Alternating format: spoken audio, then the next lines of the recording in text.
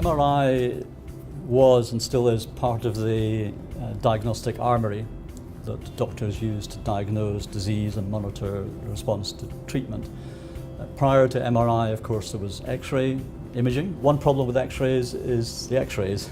So X-rays have a dose associated with them. They deposit energy in tissues, which if a patient were to have too many X-rays, one after the other, that could be harmful. Big benefit of MRI is that it uses magnetic fields and radio waves, and there's no dose associated with that. So an individual patient can have as many MRI scans as the doctor needs to diagnose, and there's no cumulative bad effect. There is no bad effect of having an MRI scan. It hasn't replaced X-ray imaging, and it never will completely replace X-ray imaging, but it gives extra information that isn't available from X-ray imaging. So it enables improved diagnosis, and it did that right from the start back in 1980. Fast field cycling allows you to get access to information that's completely hidden to conventional scanners. This scanner behind is the only one of its kind in the world.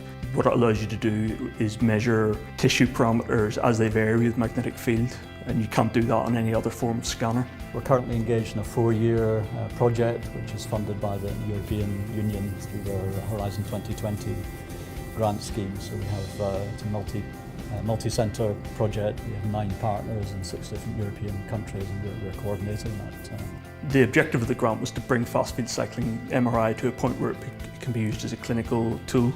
So the scanner was in its very early stages of development at the beginning of the grant, and it's gone from very much a prototype to the device you see behind me. The information that we're able to obtain using the scanner gives us information on what's going on a molecular level. So the hope is that it would tell you something, give you an early warning that these conditions are going to arise, and in that case there would be time to do something about it.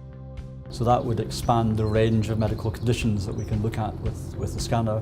We also have some ideas about how to improve the technology of that scanner. We'd make it bigger, for example, and less claustrophobic. Ultimately, the objective is to bring this technique to a point where it can be used as a clinical tool. So what we need to do is we need to demonstrate that it can do something that a conventional MRI scanner can't. And once we reach that point, then our hope is that the scanner will be taken up by industry.